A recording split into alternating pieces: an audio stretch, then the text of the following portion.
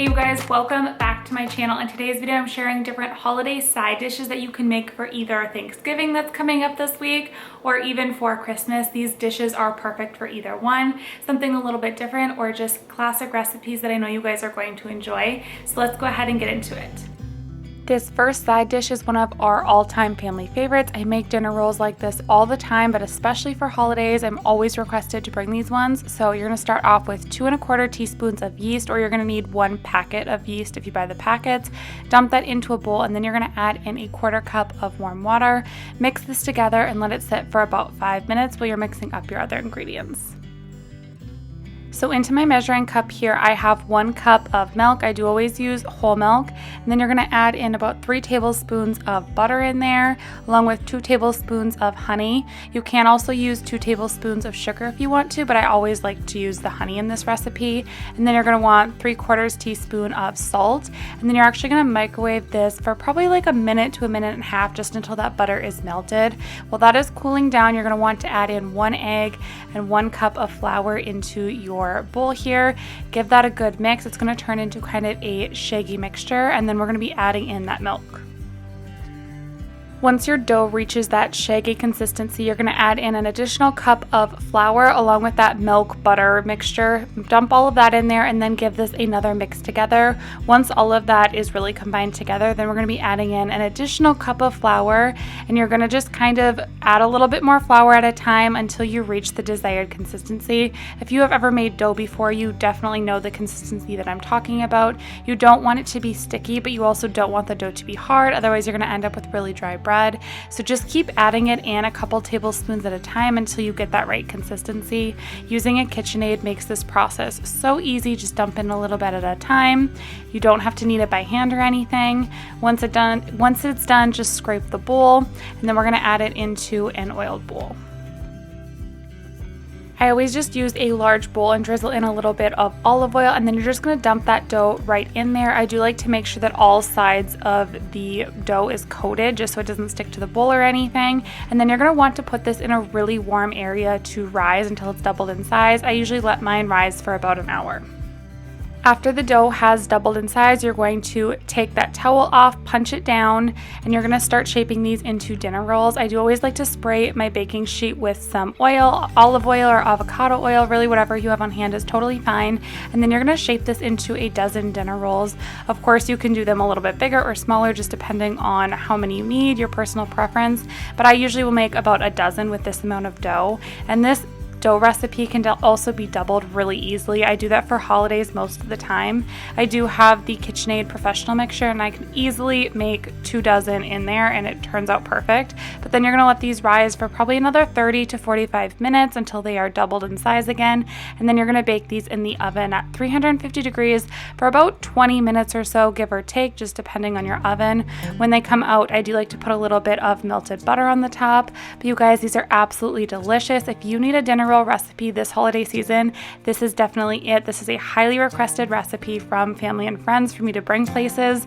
Definitely a favorite in this house. For this next side dish, I am making some roasted carrots in the oven. This is such a crowd pleaser, and it's something a little bit different that I feel like not a lot of people serve. And it's also very budget friendly, so if you are serving a large crowd on a budget, this is a great option. I'm just starting off with this bag of carrots here. I think this is a 2-pound bag, and I used about half the bag. So I have about a pound of carrots here. Of course, you can do a bigger batch if you are serving a larger crowd, but I'm just starting with peeling these, and then I'm going to chop off the ends, and I'm going to make sure they're washed really well. And then you can get them cut up. You can also use baby carrots for this if you want to just cut down on the prep time, but I do really love the taste of the whole carrots. I especially love the organic carrots. They just seem to be a little bit sweeter. I don't know why that is, but lately I've noticed that, so give the organic ones a shot if you want really sweet carrots. But I just cut those up into little carrot sticks, and then I'm getting my glaze ready here. So this is 3 tablespoons of butter, tablespoon of brown sugar, tablespoon of honey, and then for seasonings I added in a big tablespoon of some minced garlic, about half a teaspoon of salt, half a teaspoon of black pepper, a teaspoon of parsley, and then I also added in about 1/8 teaspoon of Italian seasoning, thyme, and rosemary, and then I just mixed all of that together until it formed a paste. To prevent sticking, I just did a little drizzle of olive oil on my carrots. I think next time I'll actually just spray the pan with the olive oil instead of putting it on the carrots. But then you're just going to take this butter seasoned mixture and put it on top of the carrots, and then you're just going to toss all of this together. I threw these into a 400-degree oven for probably like 25 minutes, 25 to 30 minutes. You may have to adjust the cooking time just depending on how many carrots you are doing, but that is how long these took in the oven. And of course you can make them a little bit on the softer side, or if you want them to be a little bit on like the firmer or crunchier side, just cook them a little bit less. But these were absolutely delicious and something super easy to throw together this holiday season. For this next recipe, I'm just making some mashed potatoes. This is an Instant Pot mashed potato recipe, but you can also make these on the stovetop really easily. So I'm just starting off with 3 pounds of Yukon Gold potatoes. This is my favorite kind. They're super creamy for potatoes, but just go ahead and get those washed and peeled.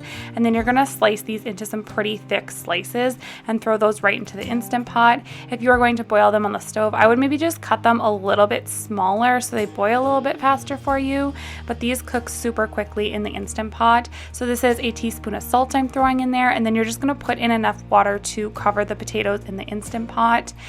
I think I added in probably like 6 cups of water or so, but just make sure that those potatoes are covered. Put your lid on, make sure that it's sealed, and then you're going to pressure cook these for 8 minutes. Once the timer goes off, you are going to do a quick release, drain off those potatoes and add them back into the pot. You're going to want to add in a 1/4 cup of butter, a 1/4 cup of sour cream right in there. These are super creamy and delicious, but not overpowering. It's the perfect amount.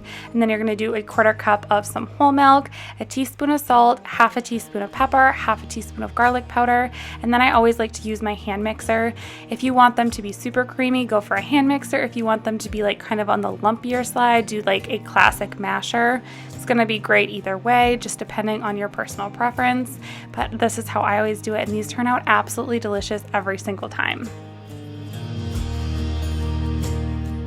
Next up, we are going to be making breadsticks, which I know dinner rolls are traditional, but I wanted to share this recipe as well because sometimes breadsticks go better just depending on what you're serving. So into my KitchenAid mixer bowl, I'm adding in a cup of flour, a 1/4 cup of sugar, and then a tablespoon of instant or quick yeast right in there. And then you're also going to want to add in a tablespoon of salt, a teaspoon of Italian seasoning, 1/2 teaspoon of garlic powder, and you're just going to mix all of that together.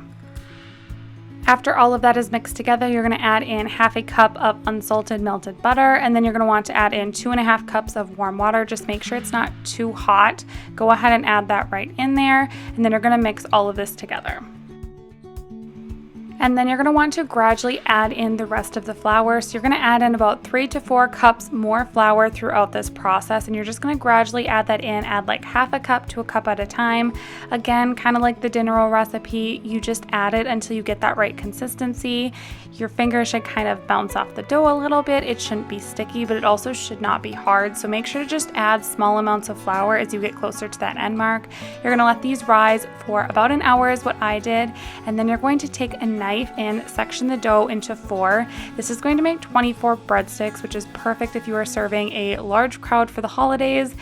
Serves a ton of people, so I cut this into 4 pieces just so I can get 6 breadsticks out of each 1/4. Otherwise you tend to get different sized breadsticks, so doing it this way just makes it a little bit easier. So I just portioned these out into the right size, and then I'm just rolling them up. Mine are not absolutely perfect, and yours do not have to be either, but they are homemade, they taste delicious, and your family is going to love them.